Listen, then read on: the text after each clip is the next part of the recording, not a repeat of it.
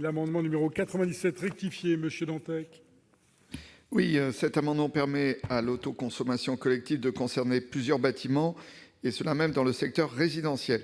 En effet, tel que rédigé, l'article 6 bis A exclut cette possibilité, en contradiction donc avec les objectifs de la directive du Parlement européen et du Conseil du 11 décembre 2018 relative à la promotion de l'utilisation produite à partir de sources renouvelables.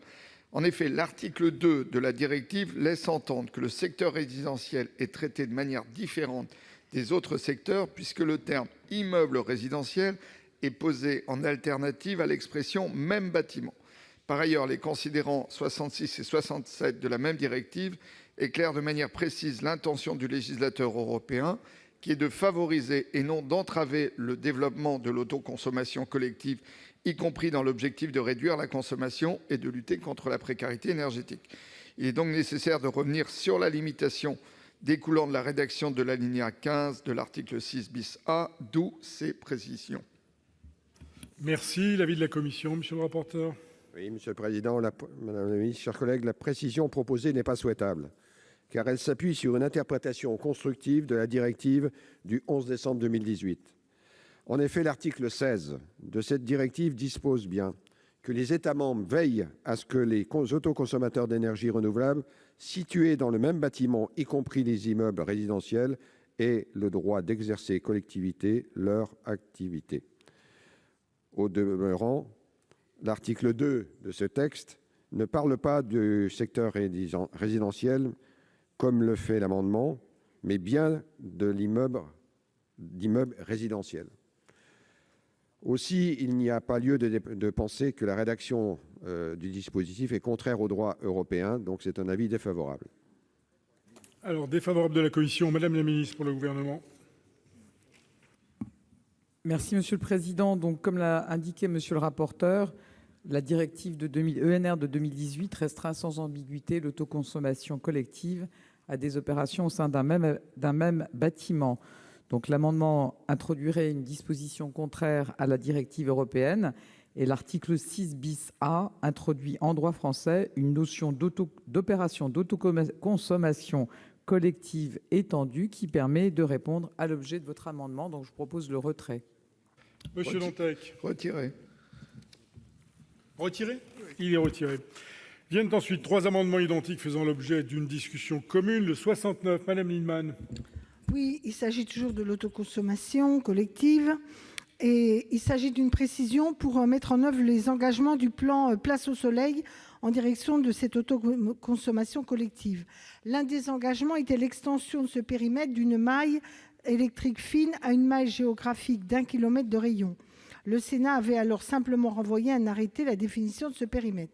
Mais l'Assemblée nationale, en adoptant la transcription des définitions issues de la directive du 11 décembre 2018 relative aux énergies renouvelables, a modifié l'article L. 315-2 du Code de l'énergie.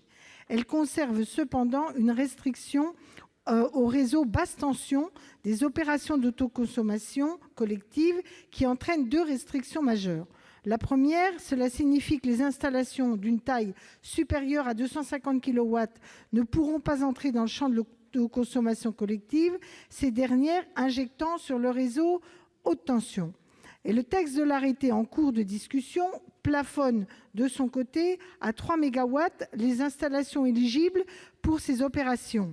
Il y a donc une incohérence entre cette limitation à la basse tension et la faculté qui semble offerte aux porteurs de projets de bâtir des opérations jusqu'à 3 MW.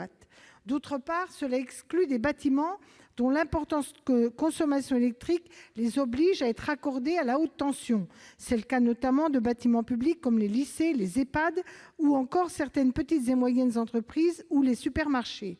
Ce sont des mêmes bâtiments qui disposent souvent de toitures importantes qui pourraient accueillir une centrale de production solaire et partager ainsi leurs électrons solaires. Aussi, cet amendement propose de revenir sur ces restrictions en permettant aux projets de s'inscrire dans le réseau de distribution d'électricité. Merci. L'amendement 99 rectifié, Monsieur Dantec. Oui, merci Monsieur le Président. Il n'est peut-être pas nécessaire que je vous le relise une deuxième fois, défendu. Merci. Et enfin, le 193 de Monsieur Courteau. Il est également défendu, Monsieur le Président. Eh bien, la commission va pouvoir nous donner son avis, monsieur le rapporteur. Oui, Monsieur le Président. Madame la ministre, chers collègues, l'amendement 69, 99 et 193 sont identiques. La suppression de la référence au réseau basse tension dans la définition des opérations d'autoconsommation collective pose 3 difficultés. Tout d'abord, elle est susceptible d'engendrer un changement d'échelle puisqu'on passerait des petites installations, réseau basse tension, à des installations beaucoup plus puissantes, transition sur le réseau moyenne tension. En outre, on peut craindre qu'une telle évolution ne déstabilise les modalités de gestion du réseau et de tarification d'électricité.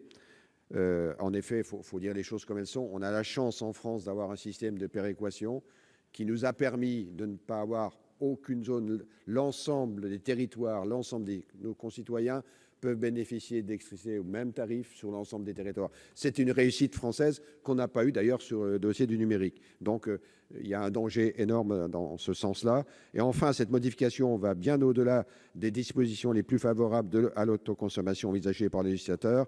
Pour preuve, les articles sur l'autoconsommation de la loi Pacte de 2019 ne prévoyaient pas d'aller aussi loin en faisant disparaître de la sorte la référence au réseau basse tension. Donc, c'est un avis vraiment défavorable parce qu'on n'a vraiment pas envie de remettre en cause le système de la péréquation et la chance que nous avons sur l'ensemble de nos territoires d'accéder à un même prix à l'électricité. Ministre, même avis. Alors, Madame Lienemann, vous avez la parole. Monsieur Dantec ensuite. Je ne suis pas convaincue par votre argument, monsieur le rapporteur. Je suis personnellement très convaincue de l'importance de la péréquation tarifaire. Et d'ailleurs, je suis assez inquiète des conséquences qui pourraient venir de la séparation d'EDF en 3 catégories, et en particulier avec toute la partie gestion du réseau qui serait isolée, qui pourrait éventuellement à terme être à capitaux privés. Donc, on ne peut pas utiliser ce genre d'argument selon les circonstances, et pas toujours. Avant que l'autoconsommation collective en France soit de nature à perturber le réseau électrique français et d'atteindre un seuil qui remettrait en cause la péréquation, très franchement, ce n'est pas demain la veille. Et comme par ailleurs, il va y avoir une montée en puissance de la consommation électrique dans ce pays, avec les véhicules électriques d'une part, avec la montée du logement où on va plus faire d'électrique que jusqu'à présent, franchement, il n'y a pas menace. En revanche, on se prive d'autoconsommation collective considérable, qui est un élément qui permet aussi, sur certains territoires, pas si facile que ça à desservir, de bénéficier de cette autoconsommation collective. Donc, pour ma part, je ne crois pas qu'il y ait péril sur la péréquation, et je crois important que la France atteigne un certain niveau d'autoconsommation collective, beaucoup plus important qu'aujourd'hui. Monsieur Dantec. Oui, monsieur le rapporteur a été extrêmement clair sur les raisons de sa position, qui sont tout à fait politiques. Je ne suis pas certain quand même que la position française sera tenable au vu des directives européennes très longtemps. Ça, je crois qu'il y a une vraie question à ce niveau-là. Et derrière, l'autre question, pour aller dans le sens de Marie-Noëlle Lienemann, c'est qu'on voit bien, et on l'a vu sur les amendements précédents, on est plutôt dans le fait de retarder les mutations. Et on voit bien que sur les communautés citoyennes, il y a les mêmes craintes. Or, et notamment sur le photovoltaïque, puisque le photovoltaïque, demain, c'est l'énergie la moins chère, et probablement la moins chère d'assez loin, vu la baisse rapide sur le coût du kilowatt produit.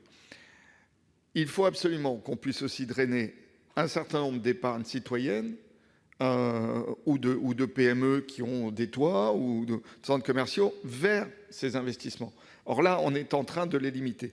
Ce qui n'empêche pas que nous avons une question de péréquation et de solidarité nationale, et pour être intervenu assez régulièrement sur ces questions, remettant même en cause un slogan qui avait fait florès à un moment dans un certain nombre de milieux favorables aux énergies renouvelables, qui était le vent des Picards pour les Picards, ce qui semblait une vision assez dangereuse, effectivement. Donc moi, je reste pour la péréquation, je reste pour un réseau connecté, mais il va falloir, je pense, trouver d'autres financements de la péréquation nationale, d'autres formes de solidarité nationale, parce qu'on ne pourra pas s'opposer indéfiniment à cette évolution, qui est aussi une évolution qui permet de drainer de l'épargne vers un système qui correspond à nos besoins de production électrique. Donc là, j'ai bien entendu la position du rapporteur. Je crois qu'on est surtout en train de retarder les échéances et qu'il est temps de se projeter dans l'avenir. Monsieur Courteau. Oui, je voudrais revenir sur les deux interventions, là, à l'instant de Mme Lindemann et de M. Dantec. L'autoconsommation, c'est vrai aujourd'hui, n'en est pas à un point de développement tel que cela puisse aujourd'hui poser des problèmes par rapport à l'entretien des réseaux et par rapport également à la péréquation. Mais il n'empêche que si nous allons dans cette voie du développement de l'autoconsommation, il va falloir régler un problème. C'est celui du TURP, le tarif d'utilisation des réseaux publics de l'électricité. Parce qu'il ne serait pas normal que ceux qui autoproduisent et qui autoconsomment ne participent pas, par un biais ou par un autre, à cet entretien du réseau. À terme, il se peut qu'il y ait des problèmes, effectivement, non seulement de l'entretien des réseaux, mais aussi de la mise en place, du maintien de la péréquation. Et là, ce serait quand même autrement grave. Alors, j'espère, Madame la Ministre, que vous avez déjà, ou que vous comptez engager une réflexion par rapport à ce problème-là, notamment. Le TURP, faut-il le réviser sa structure? Est-ce qu'il ne faudrait pas, par exemple, augmenter la part puissance dans le TURP et réduire la part quantité? Il faut trouver une solution. J'esquisse cette proposition. À vous de me dire si elle est la bonne ou pas. Alors, monsieur le rapporteur d'abord, madame la ministre ensuite. Oui, Monsieur le Président, je vais être bien plus bref suite à l'intervention de notre collègue Roland Courteau. Le propos, il est de dire il y a quelque chose d'assez exceptionnel en France qui fonctionne, qui a apporté ses preuves sur notre territoire, la péréquation.